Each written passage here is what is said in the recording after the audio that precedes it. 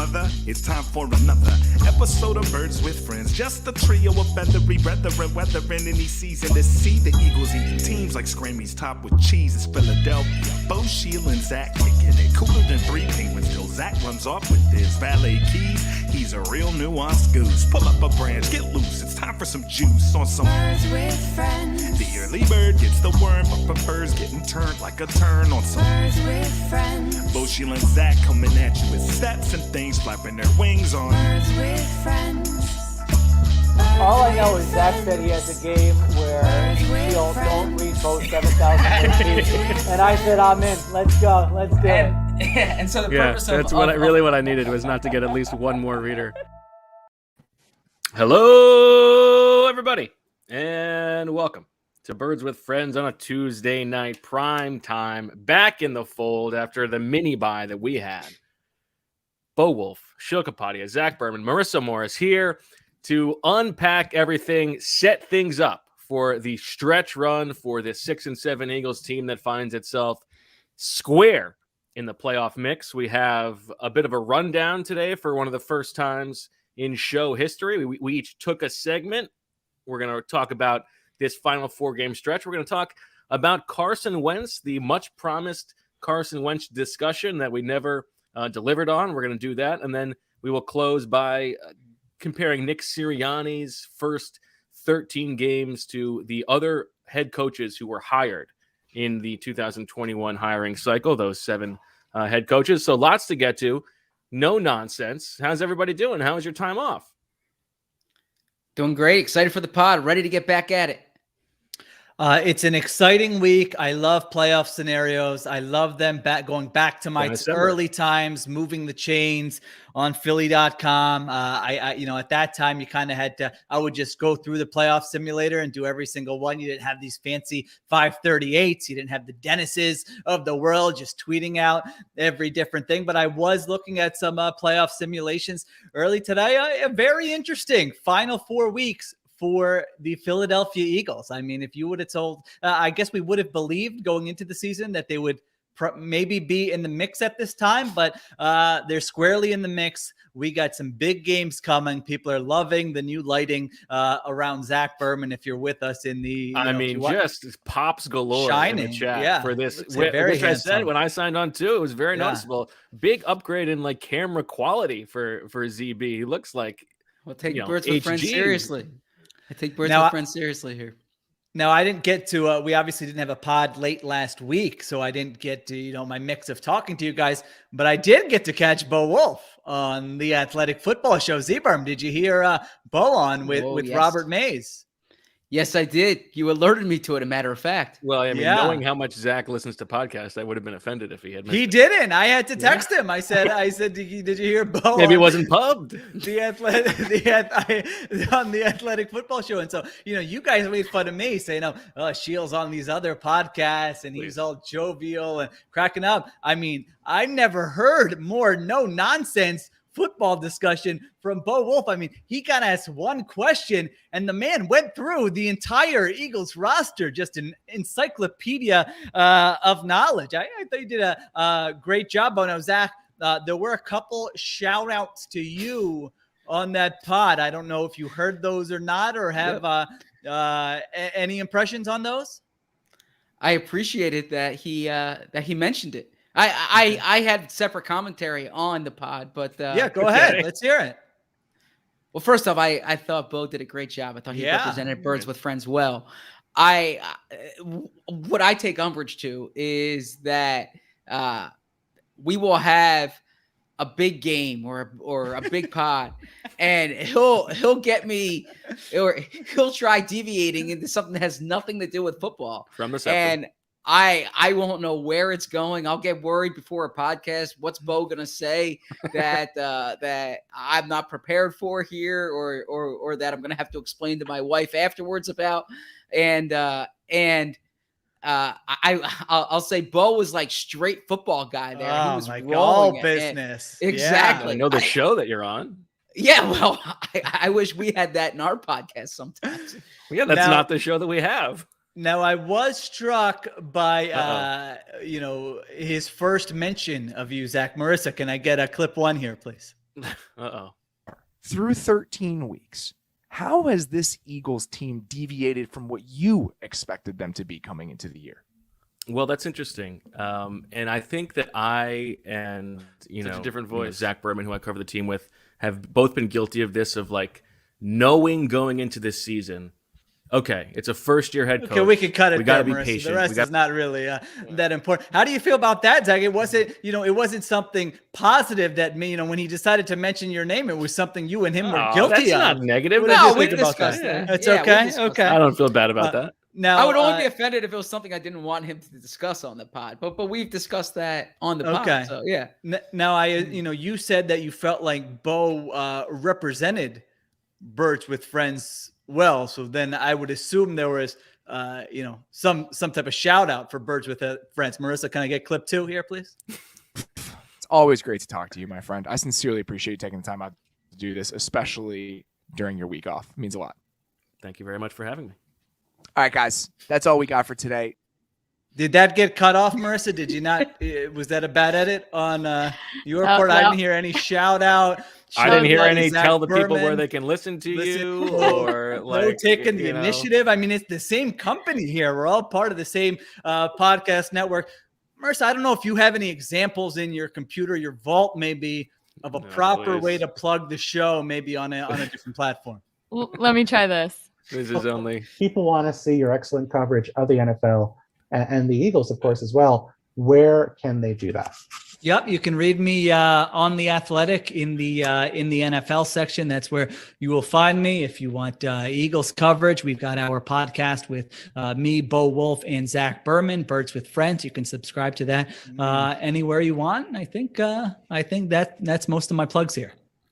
I mean, I'm sorry. Please roll back the one when Robert let me go. I don't want to make this a Robert Mays, Bill Barnwell thing. Robert didn't say tell the people where they can listen to you. A little initiative. The question. Back, I would assume at Newhouse School of Communications, they say take a little initiative, right? I didn't plug any Instagram, no Twitter. Barnwell even had to ask me, well, aren't you on the Athletic Football Show? Do you want to? That wasn't front of mind. I had to give Birds with Friends the shout out, and my wonderful co-host, always trying to build the brand. Let's just remember that in the future. All right, we can. I just want to add, I was on a podcast today, and I was going to ask you, did you plug? Because I wanted to get you. Did you plug? Oh Birds no, I with was Friends? on.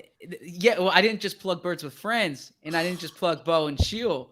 I said in our outstanding producer Marissa Morris. Wow. Yeah. Next level. All right. Yeah, that Very to be good. like it's a group I of should have 4 done here. that. Yeah, you're right. I should have done that. It's a bad job. Too busy patting yourself on the back for answering the question that was asked of you. Really, Seaburn, you got to come in over the top on me like Sorry, that. no. I'm trying to make Bo look I didn't do bad, that. and then you're spinning this. All right, maybe you two. I ripped you for the lack of hanging out on the road. Maybe the camaraderie is building.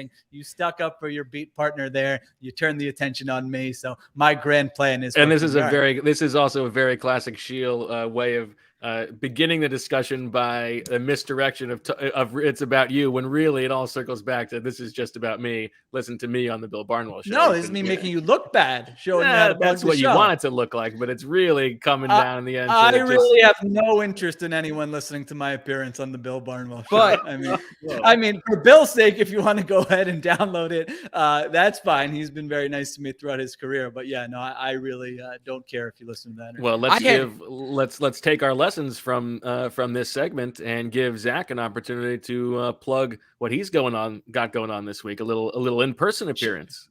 Yes, tomorrow night actually at Puddler's. It'll be Wednesday night. Yes, Wednesday night at Puddler's Tap Room. I'll be with Ray Dinger, Glenn McNeil, and Todd Zalecki signing books. I will sign Underdogs, which you can see behind me here. The Philadelphia Eagles' emotional road to Super Bowl victory. I'll be selling them and signing them, and the offer still stands. I sent out about 10 books last week to people who've reached out and wanted them. So hopefully they have arrived. And if you're looking for a Christmas present or a holiday present, still happy to send out books, and I will sign it with whatever message you want. So that offer's out there. But I mean, that's a pretty big message. I mean, that's a pretty big. Like, can I get it with any message I want? Sure. I mean, I love Urban Meyer. Sign The Zach one thing Berman? I don't do is I don't like sign it go Eagles or something like that. I try to maintain the professionalism in that regard. Go But Urban. but anything else, I had two. Oh, thank you, Rich. Rich is awesome. I at that meetup we had, Rich read the Yes, I yeah, remember that. Great moment. That was awesome. I really appreciate that. No, I had two comments about Bo's appearance here on his appearance on Robert Mays. Oh, more. on the All right, Mays let's pod. hear it. First, Robert, I really sold Bo's jokes. Did you catch that, Sheil? Lots of laughing. Yeah, lots of laughing. Lots Bo, of What jokes giggling. did I make? I feel like I played it straight. he was. He had a couple one-liners in Okay. there. Yeah.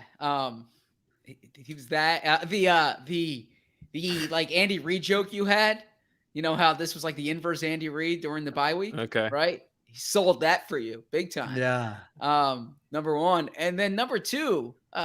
Kind of call you out here a bit. I don't want to call you. Here we go. Here we go. I don't want to call you out. But I wonder if this is another note I have. Go ahead. I'm wondering. you if really it's the same. don't know who's playing until Sunday morning in the other games in the NFL. Well, actually, what I didn't say is that the real answer to that is I don't know who's playing until I listen to the Thursday Around the NFL podcast. I wasn't going to plug a different podcast, Just plugging a competitor but that's show. what I wasn't going to do. Unbelievable.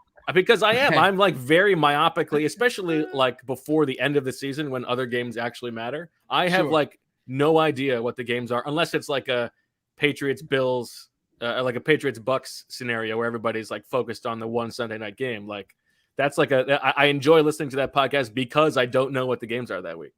Zach, thanks for reading my picks against the spread column. Comes out Thursday mornings. It literally, every Yeah. game listed on there.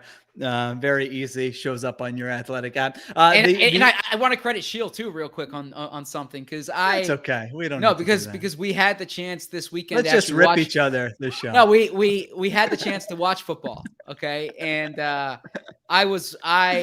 tuned in live to that CBS post game show after the Ravens game when they were all killing Harbaugh. And I said to myself, I didn't want to give Sheil story ideas, but I said, I hope Sheil writes about this. And I'm so happy Sheil wrote about it.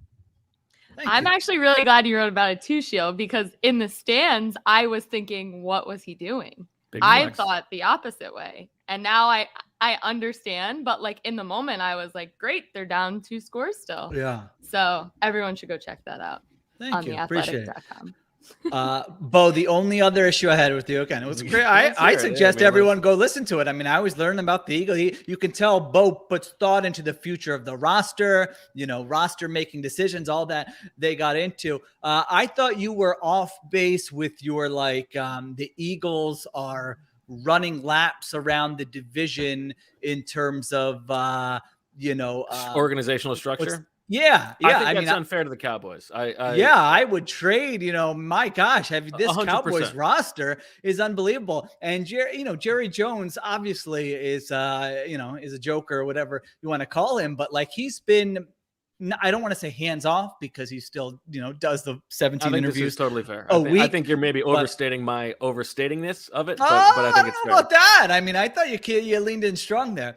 So I think if you look at their a lot of their decisions now, the Zeke stuff, notwithstanding that obviously They have drafted extremely well. it's a blemish, but my gosh, yeah, they've really loaded that roster. They've been aggressive in spots. So they've made their mistakes. They're not perfect with the stuff that we like to talk about on this show. Like for instance, Dak Prescott's contract, that was not they cost themselves money there probably in the end. But I just think if you look at sort of their process in terms of scouting talent, identifying players, I would think most Eagles fans, maybe I'm wrong, would do a nice clean swap of front offices with the Dallas Cowboys. I don't know. Maybe I think it's could be more wrong. that everything that goes into playing for that team and the way that organization is run.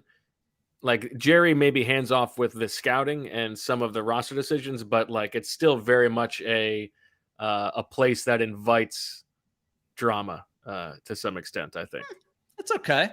it's fine. I'm not. Yeah. I still think that Eagles have some drama. I think which if you a could few reporters draft wrote which about last division you offseason. wanted to play in, the NFC East would be the first or second pick by any organization. Okay. Yeah, that's yeah. I mean, I think other the two- Sheil's point. I still think that is a big advantage for them, which is what my point was. Yeah, the other two teams I have no issue with. It was just I would not put the Cowboys in the same bucket as That's Washington and the Giants. Zebra. Yeah, I think the way the Cowboys have drafted in these past 3 to 5 years it has been great, right? Like they've hit on so many picks. And part of that is by they have drafted by consensus, like not panicking. Okay, we have plenty of wide receivers, but CD Lamb fell to us. Let's take him. That's fine. They've also gotten a little bit lucky, which is always part Sure. of it. They, by all accounts, they wanted a corner. They wanted Connor Cook. And as Zach wrote about today, like the Micah Parsons thing is not exactly like they don't deserve 100% of the credit here. It's like they didn't draft him as a defensive end. Like, I was actually thinking about this. If you think of the Eagles roster, is there any area of the Eagles roster you would take over the Cowboys roster right now? I mean, offensive line, you could make that case, but it's not like the Cowboys have a bad offensive line. Running backs, wide receivers, quarterback, all go to the Cowboys. Tight end go to the Eagles. D line now goes to the Cowboys. I mean, DeMarcus Lawrence and Micah Parsons for like the next 3 years. I think O-line is the only answer that is the only one that's arguable. If you don't separate out tight end, obviously. Corner, secondary goes to them too. So if you look at it that way, but all right, we can. But I do want to say, this is like we had a stacked show. We're 17 minutes in. We haven't touched on anything. No, Bo mentioned the piece I wrote today, and I just want to say, because I have heard and I've read on Twitter a lot of this Micah Parsons versus Devontae Smith talk. And look, it's worthwhile. It's worthwhile discussion, especially because Parsons looks like just an outstanding edge rusher. But what would the reaction have been if the Eagles passed on Devontae Smith to take a linebacker who did not play college football last year, right? Like Devontae Smith, reigning Heisman Trophy winner, prolific production, position of need. And after the Eagles took Rager over Justin Jefferson, after missing on Andre Dillard, or at least wait and see on Andre Dillard, like that, I think they needed to, at minimum, get like a double. They couldn't strike out on this pick this year. Yeah. I mean, I think that's right. You can probably point the finger at the school that still hasn't reached out to one of its friendly alumnus. But you were very excited about in the interim since the last pod. What was that? Yes. Yeah. I mean, they're on a good track with their president, but as far as the football and journalism program, no one's reached out. I don't know what were they doing with Micah Parsons. Why are players getting better in the NFL that go to that school than they were in college? I mean, Odafe Owe is already better this year with the Ravens than he was at Penn State. Micah Parsons looks like a top 5 defensive player in the NFL already. Quarterback you're bringing back for like the 9th year or whatever it is, your coach what does he win? Go 7-5 every year and is leveraging you for a better contract. I mean, I don't know why I would want to be excited about, either the program there, but anyway, all right, we can move on. All right. Well, there is plenty to get to. And so in order to pivot us back to what is newsworthy, why don't we send it on over to the Stone Cold Newsman for the latest on the Birds. Even though we haven't talked to most of these guys in a week, there's still a few nuggets of news.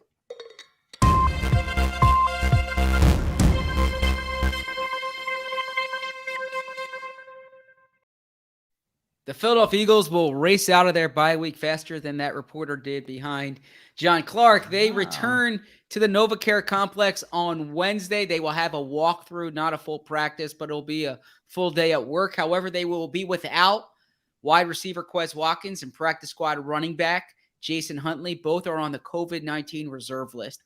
So monitor that obviously Quez Watkins, a starting wide receiver. That's important. We will find out more about the health of Jalen Hurts, and we should have an update on Brandon Brooks. That will be the big injury to monitor on Wednesday. Also during the bye, this is a small nugget, but the Eagles gave LaRaven Clark a contract extension, brought him to the 53-man roster, waiving Mac McCain, who returned to the practice squad this week.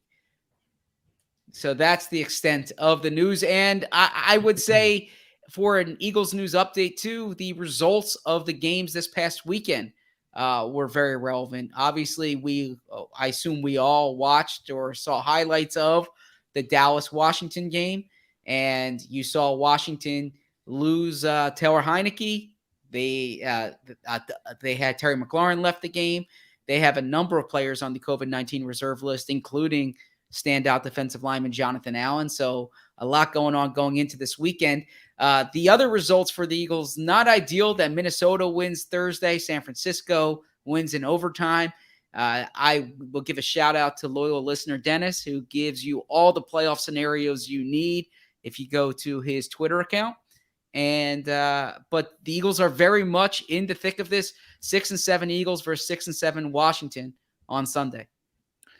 Now, what are we're seeing, outbreaks all over the place with teams. It's the biggest story in the NFL this week. Berman, if somebody like Quez Watkins is placed on the COVID list, what does that mean for the possibility or, of him playing in that week's game? Can you give us a little refresher? Yeah, it depends on the player's vaccination status. So if the player is unvaccinated, then they will certainly miss the game, because then they're out for a period of, I wish I had it in front of me, 10 days, I believe. Yeah. Yes. If not, then it's a matter of producing 2 negative tests and being symptom-free 24 hours apart. So for a little precedent here, if you remember Zach Ertz, he tested positive earlier this year and was and if you can help me out here, Bo, he said he had a very low viral count because like the next day he tested negative, but so he tested positive one day, then tested negative the next day. Does that sound right? Yeah, that does sound right. And it was also he alerted us to what it sounded like they don't test on Sundays, which I think they may have changed now, but like the way that he described it was like it was Saturday to Monday or something like that where things changed. And it was like, they just don't test on Sunday because they don't want to find anything, but I don't know. Yeah. But so in Quez Watkins' case, if he is vaccinated, he would need to produce 2 negative tests 24 hours apart in order to play and be symptom-free. Okay. But like Sheil said, this is rampant around the NFL. I believe Adam Schefter reported 75 players are now on the COVID-19 reserve list. You've seen Cleveland Browns, obviously. We have Marissa in the top left corner here, or top right. I don't want to go into this until we get to Sunday.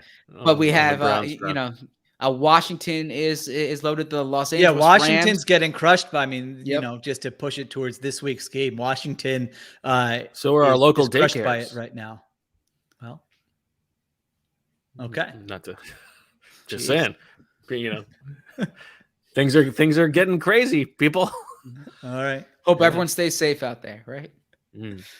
Holidays coming up. All right, Zach, why don't you lead us into these final 4 games for the Eagles, the scenarios? It seems like not to step on your toes here, but if they go 4-0, they need a Vikings loss basically. And the Vikings have two games that would seem like they should lose one of those against the Rams and Packers. If they go 3-1, they're going to need 2 Vikings losses. It gets a little bit more dicey, but I don't know how you plan to take us around here. Well, no, I appreciate you setting us up there, because I was actually just going to ask you guys what you think these next 4 games will bear for the Eagles, and if you have a prediction for the Eagles. But you did a good job setting it up in that there are the 6-7 teams are the Eagles, Washington, the Vikings, the Falcons, and the Saints. Okay. The Vikings are really the team you have to watch out for here. And I say that because the Eagles, if the season ended today, Washington would be in the postseason. That said, the Eagles play 2 games against Washington. So if the Eagles are going to make the postseason, they'll have a chance to beat Washington. They have the advantage over the Saints. They have the advantage over the Panthers. I'm sorry, not the Panthers. The Falcons. The Falcons. I would say it's hard for them to catch up to San Francisco. San Francisco would need to that loss on Sunday. That Bengals game was big. Exactly. So I would focus on the 6-7 teams and focus on the 7 seed if you're the Eagles. I can give you some numbers here that may be of interest. So, yeah, so the 49ers are 7-6, and they have the second easiest remaining schedule in the NFL in terms of DVOA. Yeah, it's funny. Like every team's schedule is like so conference or so division loaded.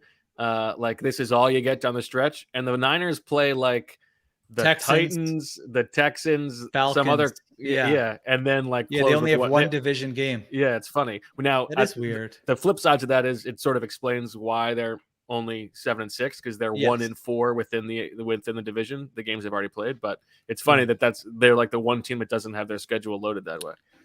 Washington has faced the toughest schedule in the NFL so far, and they have the 5th toughest remaining schedule. Of course, they have 2 games against the Eagles, who are 15th, I believe, in DVOA. That's correct. Going into this weekend, the Minnesota Vikings, they are 6-7. They have 2 games against the Bears, and I think you just mentioned this, the Rams and the Packers. Which one of those is on the road? Packers is road? At the Packers, yes. Yeah. So the Eagles, I was doing some different scenarios on 538. You can choose, win, loss, whatever, and then it gives you the percentage that they would make the playoffs. So if the Eagles, well, I guess I can just answer your question, Zach. Where was your question? How do you think the final 4 games are going to play out? Correct.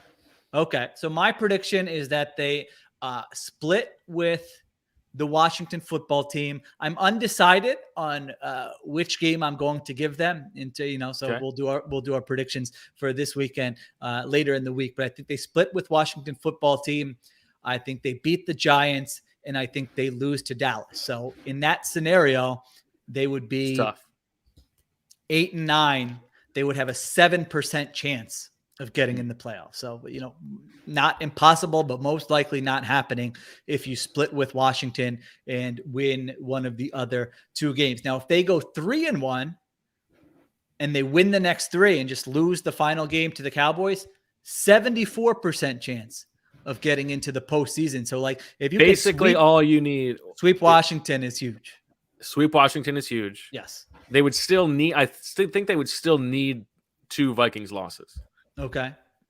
Or one of the other longer scenarios. But if they go 3-1, but one of the wins is against the Cowboys, so lose one of the next 3, beat the Cowboys, 66% chance of getting in. So 3-1, it's not a lock, it's not a given, but you're more likely than not, based on these scenarios, to get in.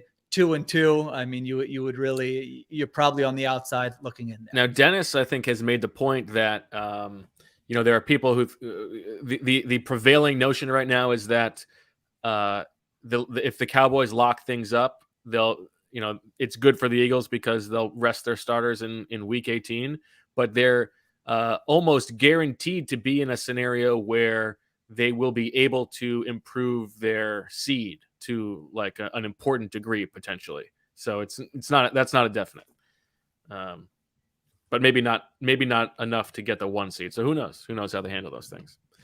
If the question to me is how I think they're gonna close, I think they're gonna go 3-1. But I don't know if that's going to be enough. I don't know if they're going to get both Vikings losses. I think if you put water gun to my head right now, I would say they missed the playoffs at 9-8. Wow. Okay. So you would be going on sort of the 34% side of that. I guess. Okay. I don't know. I think you definitely could get 2 Vikings losses. I mean, the Vikings, sure. Every game they play is decided by 1 possession. Every game basically, they play. You got the Rams, you got at the Packers. I mean, they could even lose one of those Bears games. The Bears are not a good team, but that's like the type of game that the Vikings could definitely blow, especially they've got 2 of those. So that I don't know. I mean, surprise me. I know Tracer's in the comments talking about Nancy Reagan. I think we want to stay away from that. No idea. I don't understand the reference. Okay. All right, Zach, what's your prediction? I don't. So I think that they similar to Sheil. I think they split against Washington. I think they win this one and they lose down in Washington. I think they beat the Giants. Okay, And then it comes down, I think they'll be in a win and in situation in week 18. And at that point, it depends if what the Cowboys have to play for. There's the chance the Cowboys might want to manipulate the matchup. You see that in the NBA sometimes, right? They can say they'll rest their players, but really they're trying to either avoid a team or get a team, something like that. So pay attention to what could happen there. But why are we so? I mean, not you guys are. This is not. You're not guaranteeing this, but why is it such a stretch to see that they could just beat Washington twice? Like, are you guys impressed with? Washington? No, they could. No, they could. It's not a stretch. Okay. Yeah. No, I think they could be 3-0. Okay. Going into that game, and if they're 3-0 going into that game, then I think they're in the playoffs. But going into the Dallas game, all things being equal, I would pick Dallas to win. I think Dallas is the better team, like we discussed. Sure. Only they're across the board. I would pick Dallas. But if they're resting players or if they have motivation other than trying to win the game, then I think the Eagles win. And I think the Eagles would be in the playoffs going to one of the bays, either Tampa Bay or Green Bay. Well, we know what you're pulling for. Tampa Bay, definitely. I don't think that's a controversial thing. Come on, I do. Bo was killing me. Game at Lambeau. Yeah, that's awesome, the pageantry. Man. What are we doing? Love that stadium. Yeah, I love that stadium too. But maybe Aaron Rodgers' last home game as a Green Bay Packer. Come on, Z-Burp, it's right down your alley. Be telling your grandkids about that. True. Look, I wouldn't complain about going to Green Bay. Okay, yeah, I see your reference. I thought if Aaron Rodgers makes it to the flight. Yeah, I mean, there's a scenario that even if the Cowboys have something to play for in Week 18, if it's not the 1 seed, if you watch their game last week against Washington and you see how Dak Prescott is moving around or not moving around well, I should say, and their offensive performance since he came back has not been good. I mean, it is night and day compared to what they were early in the season. It would not shock me at all if they said, you know what, this week of rest is more important than maybe moving up 1 seed here in the playoff picture. So that's something to keep in mind. And not to get too ahead of ourselves for this week's game, but I'm very curious to see what the Eagles look like this week because, having covered Andy Reid's teams, the assumption is they're going to be much better after the bye. But the most disappointing game of this Eagles season to me was when they were coming off the mini bye, that Raiders game. Yep. And it was we had a chance to look at some things and make some adjustments. And they came out in the worst way. It was their worst half of the year on both sides of the ball. It was terrible. So I would certainly like to see a better result this time. Yeah, I don't see, huge changes or adjustments. I mean, it's a week 14 bye. Are you really going to be? You got these. They already had that in the middle of the season. They totally changed. Yeah, they totally changed what they were in the middle of the season. So what else is there to really do? Maybe defensively, you say, all right, let's settle on some of these things. But offensively, I think we pretty much know what they're going to be. Now, as for this weekend, the Eagles are 4.5-point favorites, which I think had gone all the way down to 2 before last week. Oh. So moved based on what Washington did last weekend and some of their injuries. So all right. Well, why don't we take a little break and come back on the other side and talk about the man who shall not be mentioned, except he will be. We're going to talk a little Carson Wentz 1 year after he was benched in favor of Jalen Hurts. Our longtime sponsor, Artifact, provides an amazing way to capture a family story or create an audio portrait of someone you know intimately, so you can surprise them with a beautiful podcast episode detailing the times you've been there for one another, the inside jokes, the laughter and tears you've shared, and all the little things you never want to forget. It's a wonderful gift for the people in your life who really value relationships and memories, and Artifact makes it easy. You set up a remote interview over the phone or a computer with one of Artifact's professional interviewers who guides you or whomever you'd like them to interview through a conversation about a meaningful relationship, a specific period of time, or anything else you'd like to hang on to. It's all about what's important to you. Artifact then edits the conversation into a private studio quality episode that you can enjoy now. And when those memories inevitably begin to fade, start making an instant heirloom for your family or best friend at heyartifact.com and enter the code BIRDS to save $20 on your first artifact. 2022 is coming, and it's time to think about what improvements you can make in the new year. And why wait? Here's something you can start acting on even sooner. Consider refinancing your federal student loans with Earnest. Of course, make sure you review CARES Act disclosures carefully first. Earnest is the #1 student loan refinancer in the country. They earned the top spot by helping thousands of people get better rates, lower their monthly payments, or by helping their customers combine multiple loans into a simple monthly payment. And Earnest doesn't charge any fees ever, not even late fees. So take 2 minutes, yes, it only takes 2 minutes, and see what your new rate could be. Don't worry, there's no credit impact. If you have questions, Earnest has an in-house team ready to help, and you can always talk to a real live human. When you pay less interest, you can put that money toward your goals. Right now, Earnest is offering our listeners a $100 cash bonus. Refinance your student debt at earnest.com/birds, not available in all states. Once again, you get a $100 cash bonus when you visit earnest.com/birds to refinance your student loan. Visit earnest.com/birds for more details. Not available in all states. Terms and conditions apply.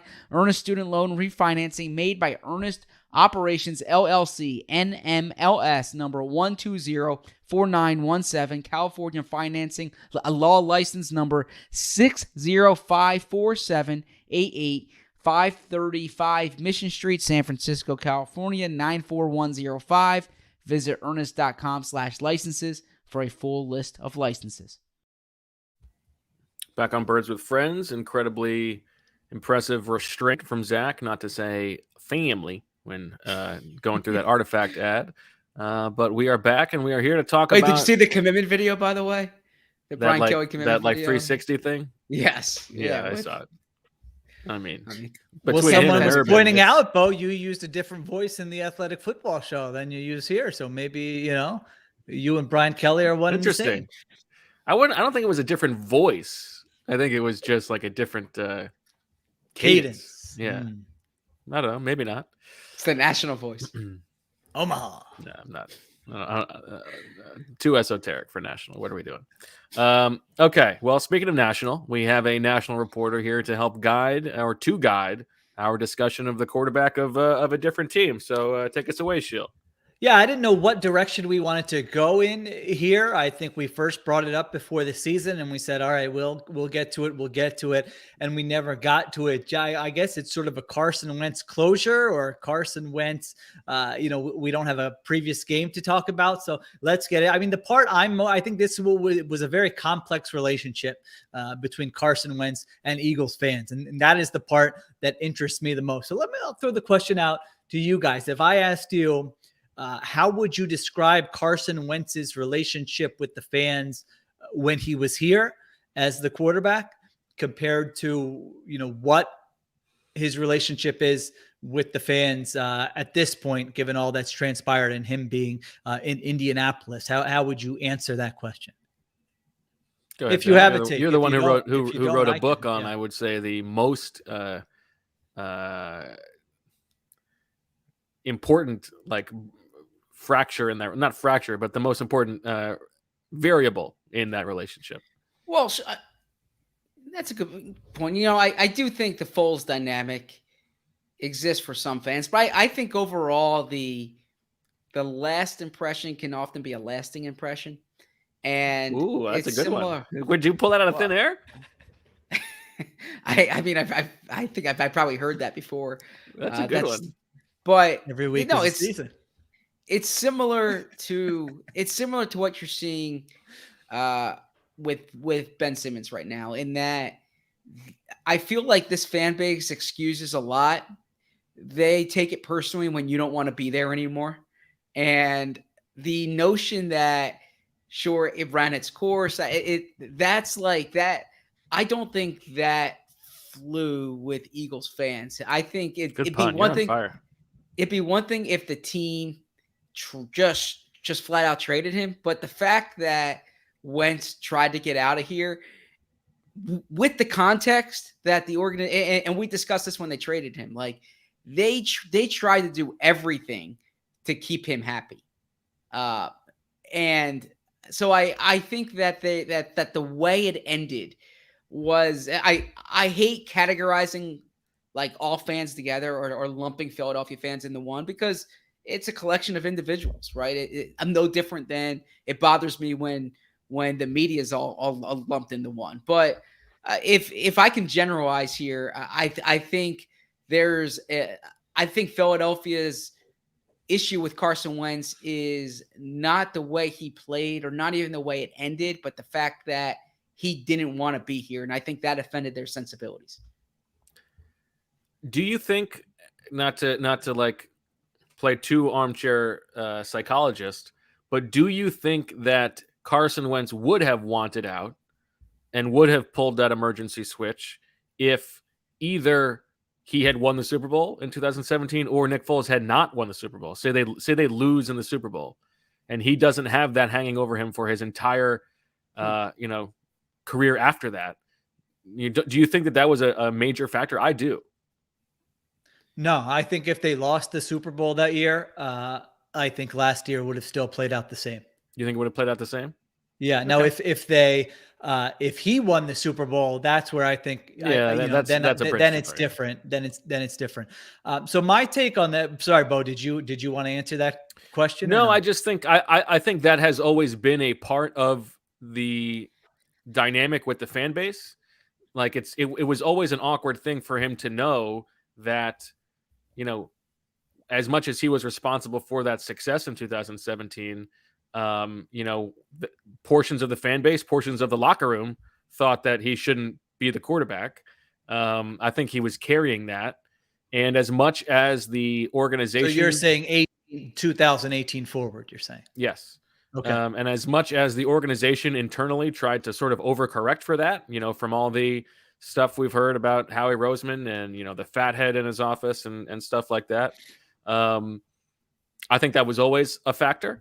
But I just, on the one hand, I am all for player agency in like 100%. If he didn't want to be here and he had the means to force his way out, that's fine. Like NFL players should be able to do that. At the same point, like what I find, if I was a fan, what I find like even worse than him wanting to quit Philadelphia and force his way out is his own lack of accountability on the way he played last season. He was so bad last year, and for him to pout as if like he was benched for no reason, and like to never speak about it, I think that has been the lasting impression to me, that he was never willing to own the fact that he was really, really bad last year. I think that's right. I think the two things, I think what you said, Bo, I agree with. And Zach, what you said about, it's probably every city, but especially in Philadelphia, for an athlete to not want to play in Philadelphia anymore, that is going to be the lasting impression. I think this was a very unique situation. This to me was sort of like a scorned lover type relationship with the fans and Carson Wentz. I mean, which you've been through many times, of course. I remember, when we came back in 2017, I mean, the fan investment in this guy really, I don't want to say unparalleled, because it happens when you invest a top draft pick in a quarterback, or it could be an NBA player, but specifically trading up to get the guy. That's how it starts. And then there's all this talk, well, was it the smart thing to do, to give up that many picks for a guy who played that level in college? I don't know if that was the right move or not. And that's sort of the outside voices. And so internally you start defending the guy. Then there's, Carson Wentz versus Dak Prescott. So now all of a sudden you have this natural rivalry. That was a huge discussion that year. And so you're jumping through hoops. Boy, was I wrong about that. jumping through hoops to defend your guy against the Cowboys quarterback. I mean, it just felt natural. You have so much invested in him. And then he delivers that season in 2017 and everything feels great. We were right. You were wrong. You're clowning on anybody who said the trade was bad. You're clowning on anybody who said that Dak Prescott was the better quarterback, and everything feels right. You were right. They were wrong. And then what happens after that? Then all of a sudden, 2018, all right, it's not really going as well with this guy. 2019, it's not going as well with this guy, but you've had so much invested in. So I would say in that period, 2018 and 2019, I don't think in my lifetime I've heard more excuses made for a quarterback. I mean, we can probably go back and listen to our podcast discussions. It was the lack of receiver talent. It was the front office making all these mistakes. It was the coaching staff not putting him in position to succeed. And, some of that, maybe a lot of it had merit, but those were not the excuses I remember being made for, Donovan McNabb when he was playing poorly in some of those years. Certainly the wide receiver thing, that was apt to Donovan McNabb, which everyone was screaming about, and it was totally relevant. But every other quarterback I remember, I mean, it was everybody but Carson Wentz's fault. And so I think the fan base had so much invested in him that they were not willing to look at it and say, well, maybe there was some flukiness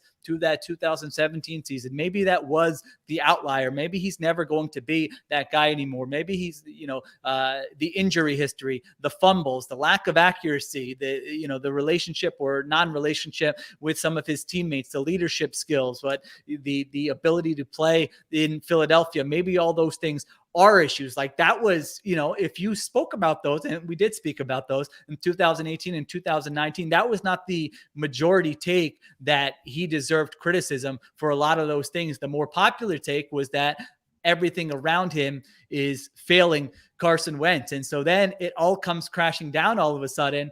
And now you're in a situation where it has moved from that you were fully invested in this guy. This was your guy. You thought you were going to be able to watch him for the next 8 to 10 years. You were going to be in the mix every season, kind of like the McNabb era. And that wasn't the case.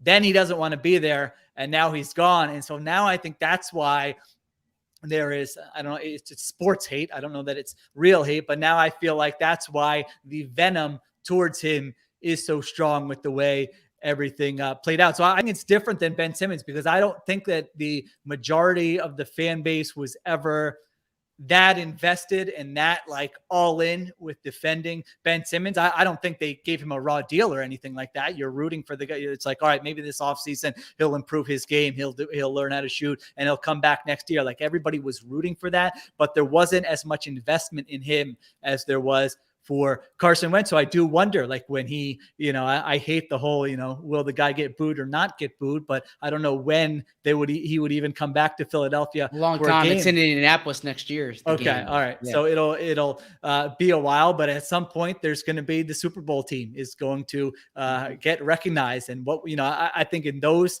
situations, it'll probably be warmer, but if it's a situation where he's coming in with an opposing team as their quarterback, I think if he were coming anytime soon, it would be bad. He would not be greeted warmly. And it's crazy because like step back and look at it. It's the best season. If you are an Eagles fan really of any age right now, it may be the best. It's probably going to be the best season of your lifetime. Yeah. I mean, maybe not. Who knows what the next however many years, but it was still the first one. So even let's say they win a Super Bowl, who knows? And for the reasons that we've talked about, that it was so out of nowhere. It was, nothing will ever compare to that. So the first 13 weeks, right?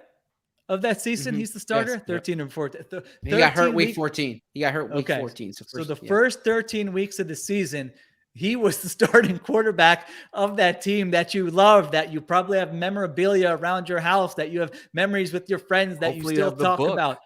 You have the book, everything. And so it's a strange, complicated. I kind of agree. Rich Bobby's saying that Wentz might not come back for the Super Bowl reunions. He very well might be right about that. When I was just saying it, I was kind of thinking that, I don't know if he will. So the quarterback who started 13 weeks of your Super Bowl season, I feel like think about how weird that is, might not come back to celebrate that season. He was not the guy who finished it. So that's my big take on the on sort of, that's the part of the Wentz situation that's most interesting to me. I look at the Hurts pick as so revealing on both sides. First off, in the Eagles misevaluating the situation, as far as like from their perspective, they were like, how could Carson be offended by this, or how could this affect Carson? We gave him $100+ million contract. We traded didn't trade. We didn't go with the Super Bowl MVP. We've done everything that he's wanted. They didn't trade him out of the kindness of their hearts. Yeah. No, but like they from their perspective, and I think Howie said this when they drafted him, like they thought they showed Carson with their actions what they thought of Carson, right? How could Carson be offended by this? Like I don't think they foresaw the outcome.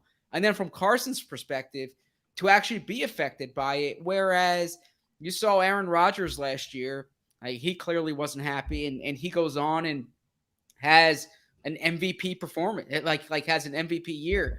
I mean, there are countless examples of players who feel miffed, and the way they channel it is by sticking it to the organization, by playing great, right? And for Carson, it went the other way. So I think it revealed I guess how the Eagles misread the situation, and also how Carson maybe didn't have what they thought he had either. Well, I am fascinated by what Sheil thinks of his level of play this year. I mean, I have seen bits and pieces. It's funny to me to look at like their efficiency that he leaves. They're first in rushing DVOA. The Eagles are third in rushing DVOA. And meanwhile, they're 18th in passing. The Eagles are 14th. It's funny that they have both gone in that direction. And I feel like he gets less credit for that than Jalen Hurts should. I mean, obviously. But, what have you seen from him? Like, in terms of Eagles seasons, who does he look most like? I think that's a great way to put it, and that's exactly what I was going to say anyway. I mean, he's a version of the 2018-2019 Carson Wentz, in my opinion. I mean, statistically, he is 12th in EPA per play, 16th in DVOA, 6th in QBR. I mean, I don't know how he's 6th in QBR. If you watch it's those an indictment games, of the statistic. It's an indictment. Right, yes. And so I would say he's a middle of the pack quarterback. They do not ask Carson Wentz to win games. I mean, it sort of goes back to the article we wrote in the spring and the conversations with Jeffrey Lurie and Howie Roseman and Doug Peterson after like that Thursday night game against the Packers. Like that's what the Colts are doing every week. It is run the ball. Like you just mentioned, they're first in rushing DVOA. Jonathan Taylor's been the best running back in the NFL. And then it's, hey, Carson, go make like a handful of plays and don't turn the ball over. And so he's had some very nice downfield throws that have been schemed up. He's scrambled a little bit for first downs. Like those are the types of things he is doing. He is not, it's not, hey, Carson, put the offense on your back and lead us to victory. Now, there have been games where he's had to do a little bit more. And, in instances, he has done that. I think the turnovers don't reflect the, I don't know if careless nature that he still plays with, but he still has these plays every week where you're going, no one's ever going to get through to him and convince him to not throw a backhanded flip here when a defender has him in the grasp outside the pocket. Those plays are still on film. They have not been coached out of him. You look at the numbers, he's thrown 22 touchdowns and 5 interceptions, so it doesn't seem like it. But those and are he still has there. Lost some of that athleticism, right? Like that's fair to say. Yeah. I mean, he still does like the duck under move, and it worked like once, and he picked up a first down, but you're going like, shoot, like every time he did that over the last 3 years, I'm going, he's going to get a neck injury here. Like this looks dangerous. This is not going to end well. And so, I don't think he looks, you don't watch him and think he's athletic. I would say he's very league average in terms of athleticism. They don't do anything with him in the run game. It's quarterback sneak, get a couple scrambles here if you can,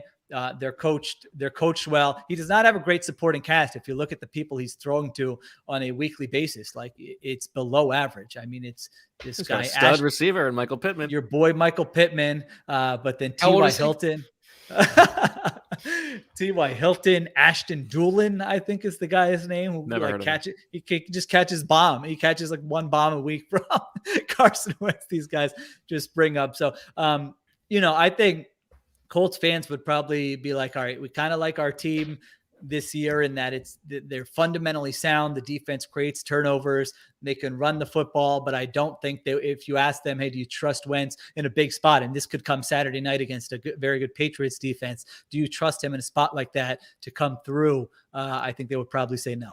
Which I think brings us to like the important question, which is like, are you better off with long-term Carson Wentz as your quarterback or the way the Eagles are situated right now? And, it's like you said before, Sheil, what was so great about Carson Wentz in 2017 was not only is he playing this unbelievable level, but you're thinking as a fan, finally, we have the quarterback situation solved. We don't have that weight that is always looming over our shoulder. Like, when are we going to find the quarterback? We can't get it done. Like, we're not going to be consistently good until we solve that position. We have finally solved that position. And so is it worse to have committed to a guy who you think you have solved it, and it turns out you haven't solved it, and you have him on your books now, and your franchise is committed to this guy who is not the answer? Or is it worse to be where the Eagles are now, where they're in a position where they know that they don't have the answer, and they're trying to have all these different ways to throw darts and try to solve that position?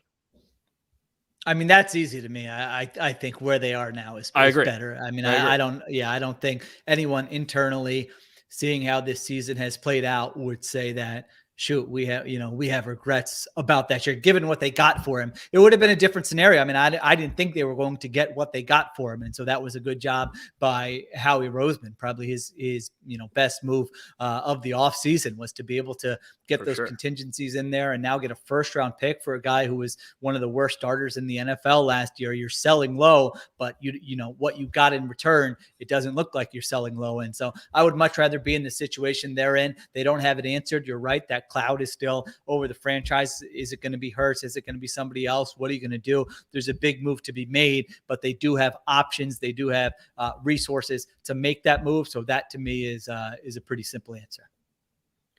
I think it's TBD here. It really depends on how they fill that quarterback spot, right? Like if they spend the next 4 or 5 years trying to find it, then if you're where Washington is now, I suppose I would rather have Carson. But all things being equal, I would rather have the draft pick, the cap space, Hurts, and the option to add a quarterback. It's just it's critical to see how they fix that spot. I am curious. Have you guys seen Hard Knocks? I admittedly I'm very behind on it. I saw the first episode, which was Carson heavy, but have you learned anything from Carson from Hard Knocks?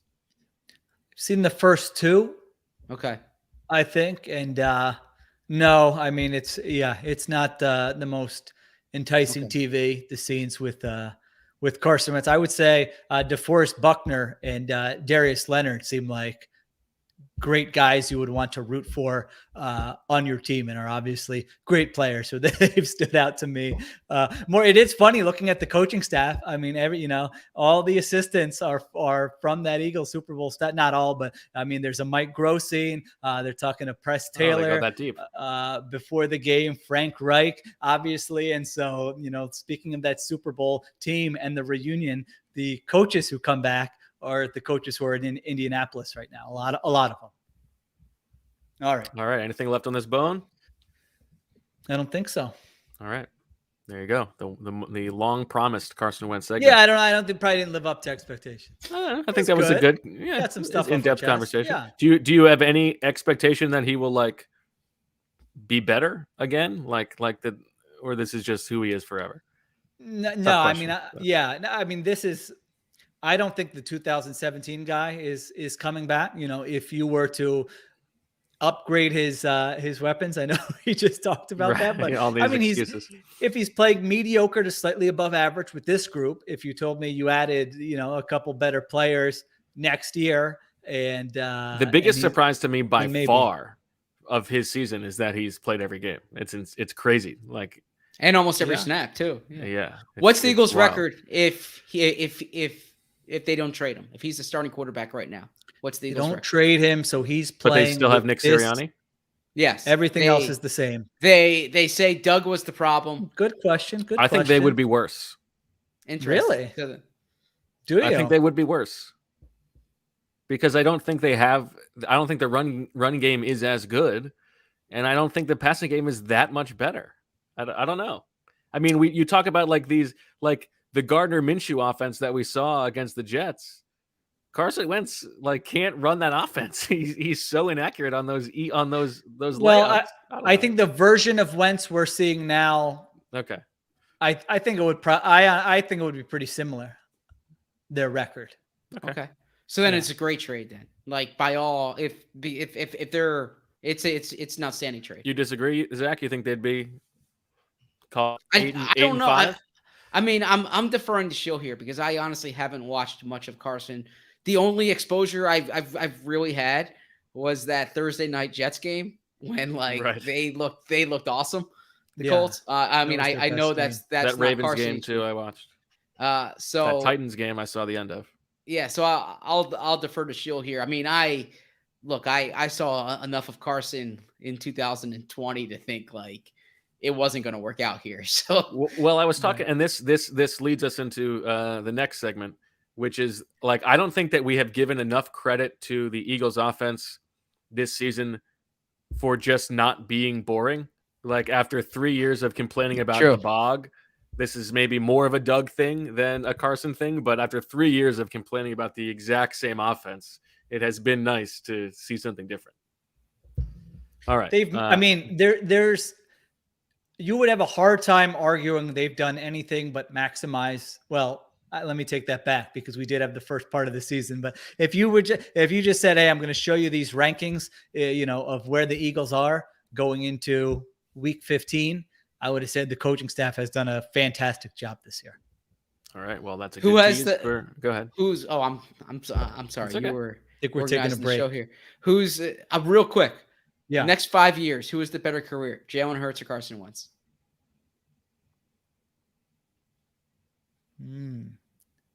Is Hurts going to get an opportunity to be a starter for the next 5 years?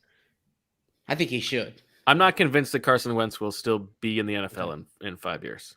So Zach, I think about your draft night take once a week. I mean, Jalen Hurts in that Pittsburgh Steelers uniform to me would just be so beautiful with Mike Tomlin. Not that he's not doing well here, but can't you just see it in your head? Absolutely. And him and Tomlin saying, "Let's go." They really do. Yeah. Let's just standard run is the the football. standard. Exactly. Yeah, no let's run the answers to any football. questions. We got our defense, the fan base just loving him. And I wouldn't even be a question. Here it's a question: is Hurts going to be the guy? I feel like if he played how he's played here in that Steelers uniform, it would just be let's go. Let's. I think you're right. We're not even thinking about quarterback anymore.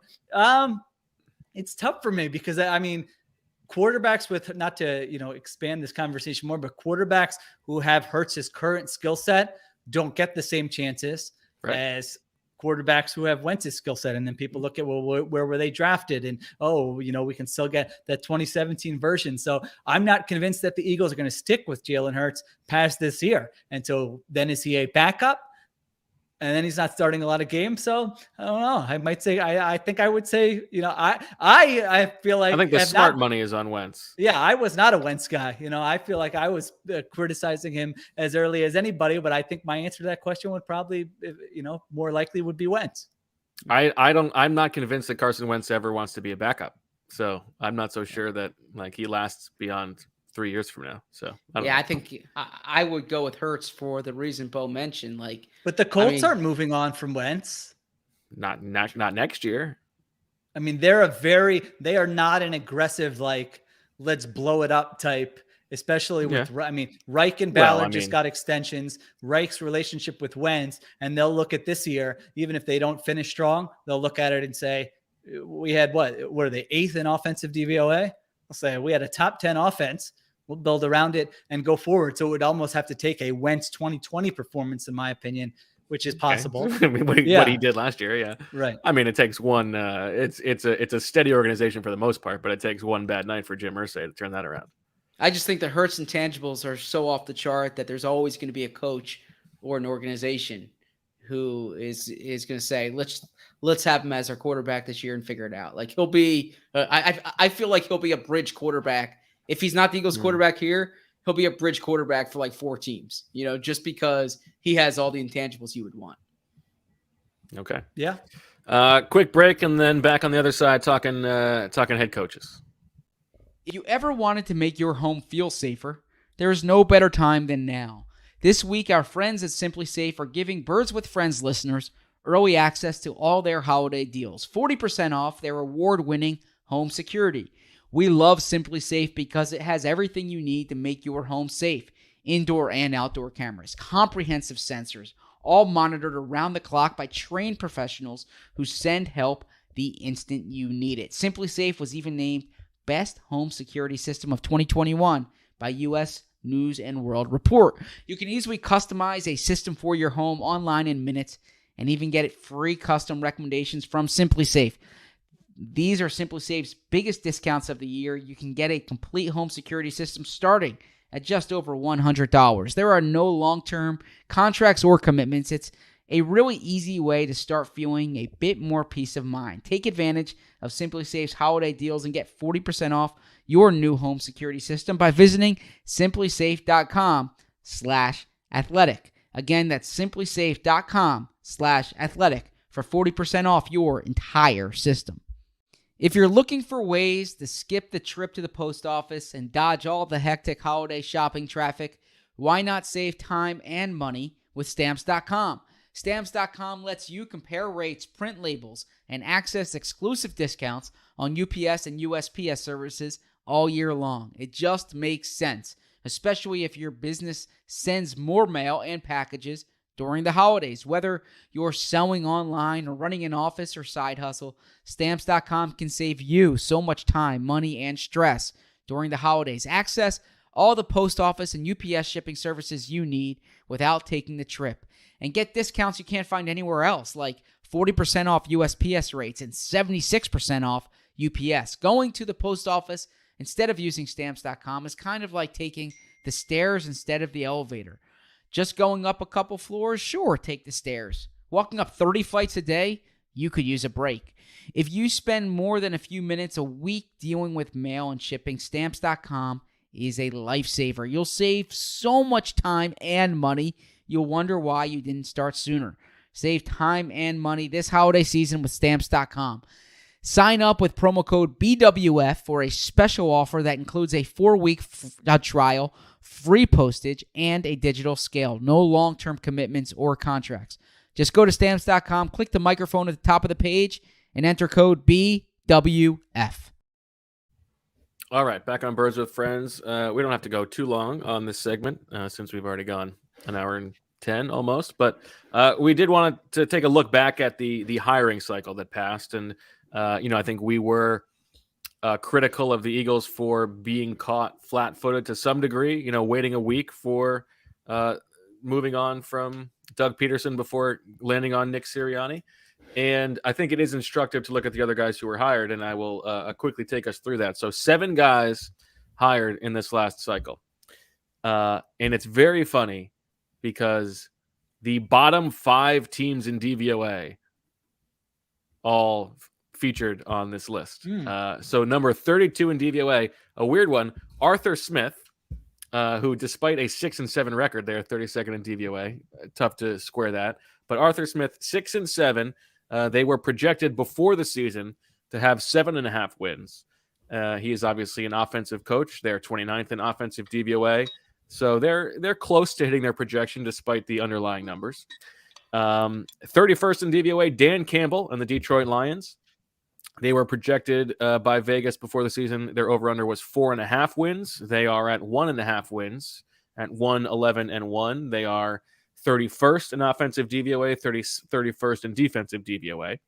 30th overall, David Culley and the 2-11 Houston Texans, who were projected before the season to win 3.5 games. That is a difference of 1.5. They are 32nd in offensive DVOA. Culley, an offensive head coach. 29th in DVOA, Urban Meyer and the Jacksonville Jaguars, 2-11. Their over-under was 6.5. They are 4.5 off of that pace, which is the worst of all these coaches. 28th in offensive DVOA, 29th in defensive DVOA. I did go back to listen to our podcast about after the Urban Meyer hiring, because I was hoping to catch Zach flat-footed. Because I remembered him as being the like very pro-Urban, and he was certainly more pro-Urban than both Sheil and I. But his argument was more about like the splash and the like the name value, and less about him being, as we did sort of paint him into a corner, but it wasn't bad enough that I like felt the need to send it to Marissa to get it on camera. Because that would have been a bad take. Yeah, I mean, it was a pretty bad take. Yeah, like you were defending him as a program builder. To be fair, we were like Sheil and I were focused a little more on the scumbag and less on how bad of a coach he would be. And you were just defending that he has been a good program builder. I mean, not the case this time, but it wasn't egregious. 28th in DVOA, Robert Saleh and the 3-10 New York Jets. They had a over-under at 5.5, so 2.5 wins off that pace. Then you go to Nick Sirianni and the 6-7 Eagles, who were projected to win just 6.5 games before the season. 9th in offensive DVOA, as Sheil said, it does feel like they have squeezed as much juice out of what they have as possible on offense. And that is the best number in terms of like relative to their preseason win expectation. Now at 11th in DVOA, you have Brandon Staley and the Los Angeles Chargers, who are projected to win 9.5 games. And obviously they have a great quarterback, unlike every other team on that list. I guess I wonder if, as you look at that, like, these things change every year, but would you say now, knowing what we know now, that Sirianni is the second best hire of that group? Would you argue that he could be in conversation to be better than Brandon Staley?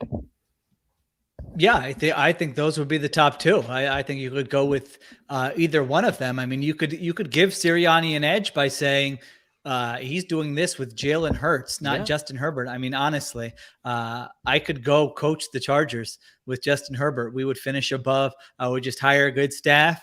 I would call the media members by their names. I would give them lunch, every time they come to the facility. And I would do just fine in that role with Justin Herbert. I don't think it's that difficult. So like I'm at I want more information on Brandon Staley before saying that he's their defense has not been good for much of the season, and so you could make the case that, hey, the most important thing or the most valuable thing for a head coach is to find a way to do more with less offensively, because that's what's really going to end up mattering. And man, if you get him some talent, it could be really good. So I think you could make the case for Sirianni there, or you could say, Staley's doing a good job with what he's had so far.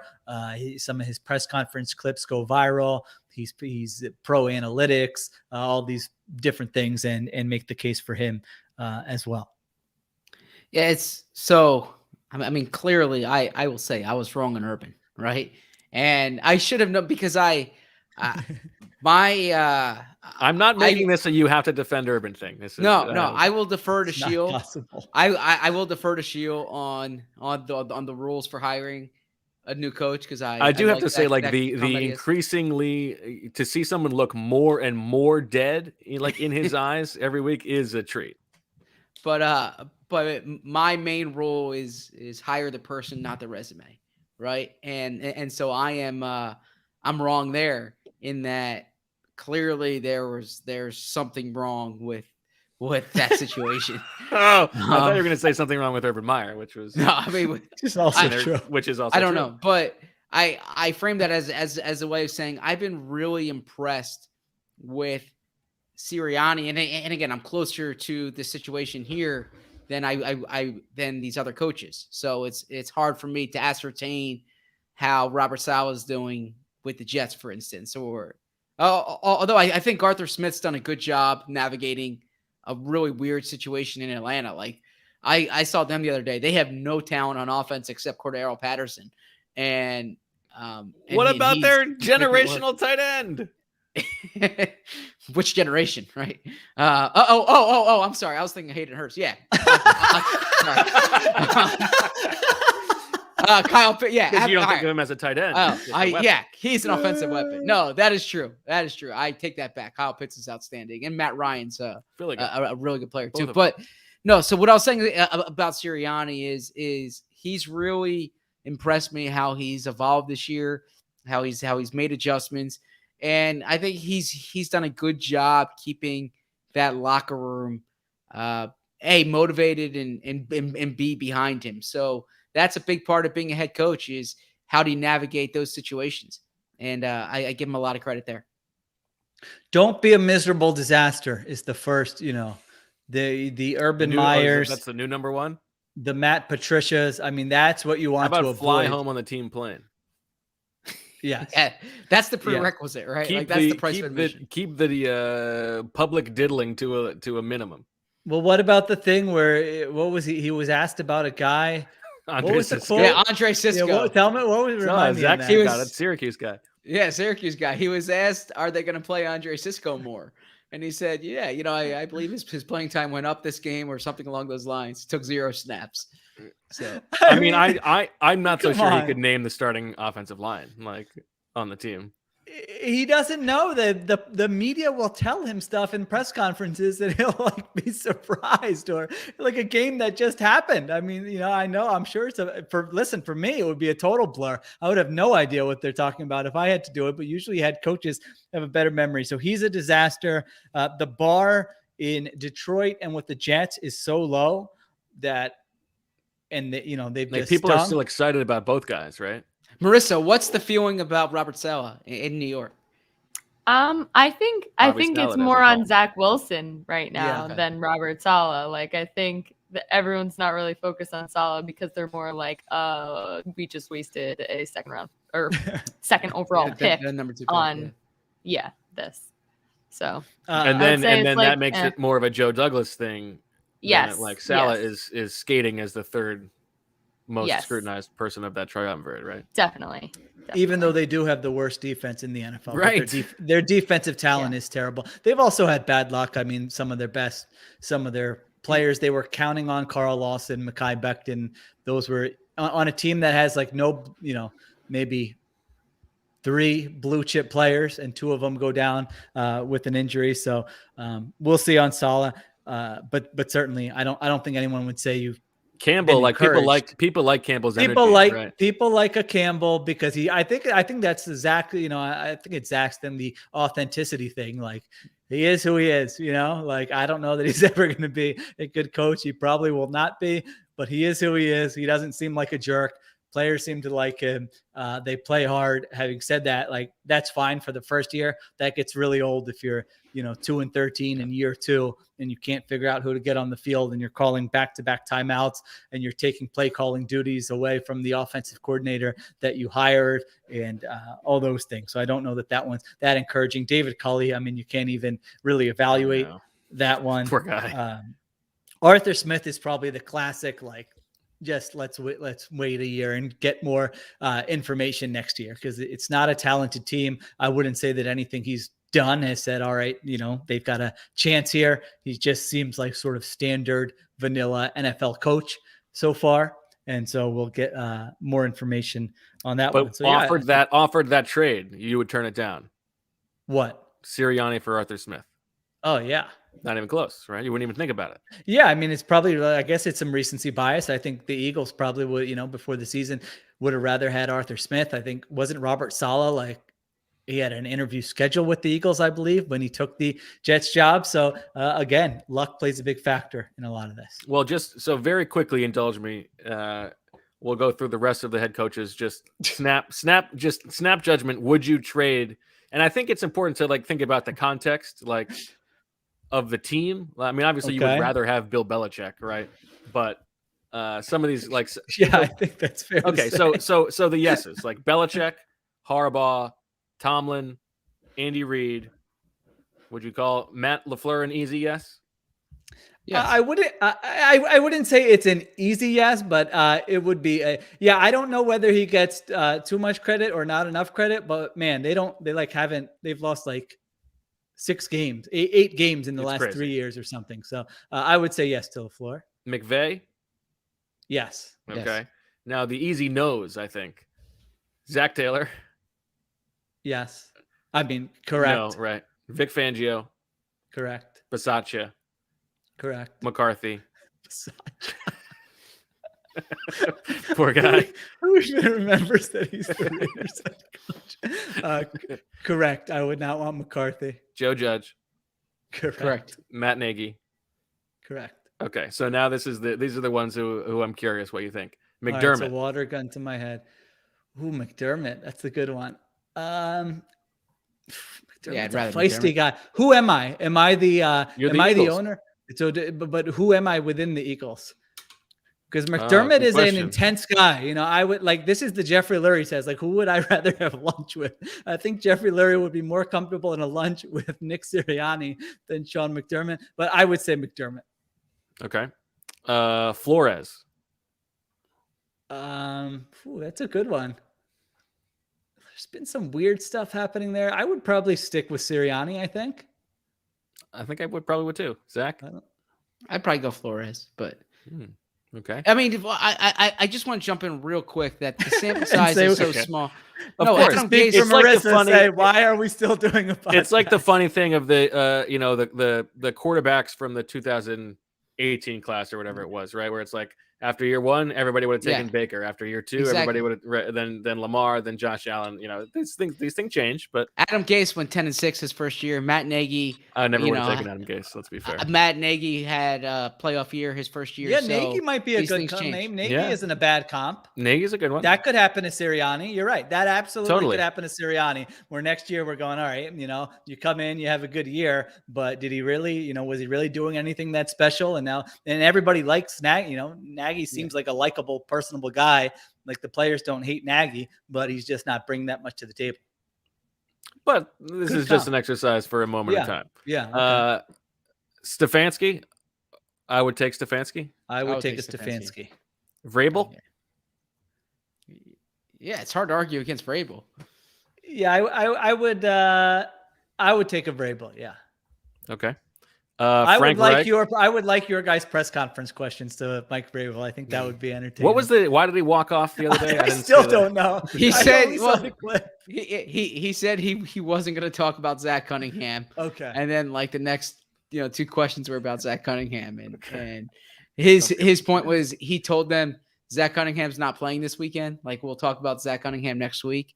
And then it's like, I thought it was an innocent question. But I also don't like don't tell me what to ask. Yeah. So good job by the reporter asked it politely. Exactly. Yeah. Well, I mean, they have to write about Zach Cunningham right now. So he just said, can you just tell us what you saw and that got him all mad. So that would be funnier. I think he would be, I don't know that he would, I think he might be better served to be. But he's what, 9-4 without his best player, without, his top wide receiver, lost his offensive coordinator. And I give Mike Vrabel a lot of credit. Okay. Frank Reich, it's hard to not take the guy who taught this guy everything he patterns himself after. Ron Rivera, I think I'd take a Sirianni. Yeah, I think I would rather stick with Sirianni. Mike Zimmer, your boy. Oh my gosh, Zimmer would be really fun here. No, I don't think I think you kind of know what the upside is with Zimmer as your head coach, and it's going to come with a lot of limitations to what you can do offensively. So in my opinion, how you have to win in the NFL, no, I would not do that. Bruce Arians. Would love Zimmer as my D coordinator. Well, at this point, Bruce Arians. Yeah, You I don't would really still want. I would still take an Arians. You taking Arians? Yeah. Be an odd fit with Jalen Hurts, I guess, but that's not how you make it. What about you, Zach? Yes, yeah, I would think Bruce. He's won a Super Bowl. He wins. So is that Doug one's not Peterson. controversial. If the Eagles hired Bruce Arians right now, he would set the record for fewest hours spent in the office for any NFL head coach. So if nothing else, I would like that about him. Sean Payton.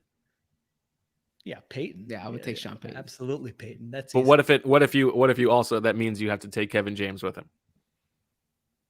Then absolutely. Okay. Matt Rule. That's an easy Sirianni. Okay. They're a disaster. I mean, they are Total an disaster. It's an underreported disaster. The Carolina Panthers, just like if like the Washington football team were doing what they've done with quarterbacks, I mean, or the Jets, they would be a complete laughingstock in the NFL. I mean, they have no clue. They have no plan. Look at their quarterback moves. Sign Teddy Bridgewater to $23 million a year. He's competent. He's exactly what you should expect from him. Get rid of him. Trade picks for Sam Darnold. Don't draft a quarterback. Don't land a Stafford or anyone else you want. Sam Darnold stinks. Go out, give Cam Newton, who does not have a job, guaranteed whatever they did, that was millions of dollars for no reason. Then you're pulling Cam Newton out of games, putting PJ Walker in there. Then you fired your offensive coordinator, and you're like 31st second in offensive DVOA this season. They are a mess, that team. Yeah. Look, I defended Matt Rule. It's getting harder, though. Seems like a nice guy. Again, I would like to have lunch with Matt Rule. I just don't know if I would want him making my give him so much power where he's having these Pete Carroll like comments. You know, if we get 50 combined completions and runs, Bill Parcells told me this in 1989. Well, Sirianni had something like that. What's going on? Season. I mean, I thought David Tepper was like the data-friendly owner. I mean, nothing they do speaks to an owner who's like on top of his stuff with a data-driven plan for how to improve his franchise. All right, sorry, I don't know why. He misses Mr. Joe's Cafe, as do I. Yeah, it closed. So Jeez, what a downer. All right, let's just end it there. Poor Mr. Joe tuning in 85 minutes into the pod. He just gets all right. No, we're gonna, 3 left. If you've ever eaten lunch at Mr. Joe's Cafe, you know what I'm talking about. Okay. By the way, listening note: 1 hour 27 minutes in, we're going to be back in. What is it? Yeah, we about 40 hours. Yeah. Thursday, we're going to do a 1:30. Is that right? That's right. Yes. Thursday, 1:30 pod because of some work stuff. We got to do it earlier. All right, let's wrap this up. 1:30 on Thursday. Like, Cliff Kingsbury. No, I think I would stick with the Sirianni. Interesting. You could make the case for Kingsbury. I mean, yeah, sure. If Kyler is going to be in his backseat, if he's driving him from Arizona with him, then yes, that's easy for me. Okay. Kyle Shanahan. I would take a Kyle Shanahan. I would take Kyle Shanahan. Pete Carroll. No, I would rather have Sirianni. All right. I'd rather have Pete Carroll. Okay. Really, at this point, interesting. He's won a Super Bowl. That's Zach's thing. It does count for something, you know. So Shields got him as 1, 2, 3, 4, 5, 6, 7, 8, 9, 10, 11, 12, 13, 14th or 15th, depending on Brandon Staley. That seems about reasonable. Right? Yeah. Zach's got him at 16th or 17th with Brian Flores and Pete Carroll above him. That's fine. I mean, that's a good. And then 12 of those guys are deserve to get fired. So it's, I don't know, just a thing to think about. All right. Well, we'll be back soon. 1:30 on Thursday. We do have another show coming up soon, so we do need to wrap up this show. We do. Today was Casey's birthday. Happy birthday! Happy birthday to the Case Man when he's watching this 20 years down the road, trying to get a sense of his father's personality. His bedtime song tonight. Hominick the donkey. We went through the whole thing. He calls it Hominick, even though not because he can't say Dominic, just because he thinks he says Hominick is Dominic's nickname. So there you go. You didn't sing it the Danucci version of it? We did not do the Danucci version, but I have to think about I mean, I feel like we have to have some kind of holiday song this year, so we'll have that on my radar. How do you feel about an Annie? The movie? Musical. Yeah. Well, did you watch the made-for-TV Annie? I didn't watch it. This is I wanted Naya's to. obsession. I actually forgot. Oh, yeah? It was on. I mean, it's weird. It's weird when your child just like a piece of content out of nowhere just grabs their attention. We sit down to watch it. Harry Connick Jr., Nicole Scherzinger, she's watching it. She's loving it. Days after, she just sits in front of the TV performing Hard Knock Life. She's grabbing my wife's clothes, saying, "Oh, this looks like something an orphan would wear." Poor Jessica. Something like the orphans in the show are, they're with their raggedy clothes, and so she's grabbing those, putting those on, and Hard Knock Life is just in my head 24/7. My grandmother gave my daughter a Raggedy Ann for Christmas. We stopped by on the way down from Maine, and it is funny just to think like that was the name of the thing. Poor Ann, Raggedy Ann. Yeah. Tough adjective. All right. It's a shout out to the pilot of The West Wing. There's a reference to the Raggedy Ann doll. Wow. This is a good window. The first time Bo's been speechless. No, because it's a good window into Zach in that, it's the end of the show. You and I are sharing personal anecdotes, and the most that Zach can do is give us a West Wing, a West Wing reference. That's what he's willing to give. My favorite show. So, all right, that'll do it for this episode of Birds with Friends. Thanks to everybody for listening. A jam-packed episode, and we'll see you again on Thursday. I mean, Sheil's furious that it took this long, but he's the one who started things off with a 15-minute diatribe about a separate podcast. That was worth it. I was able to needle you a little bit. All right, that'll do it. Thanks everybody for listening. 1:30 on Thursday. Make sure you subscribe to The Athletic at theathletic.com/birdswithfriends. Check out our merch store for the holidays. We haven't put anything up new, but I mean, there's still stuff there. Great sell. I mean, people like it. I get those emails. People are buying it. All right.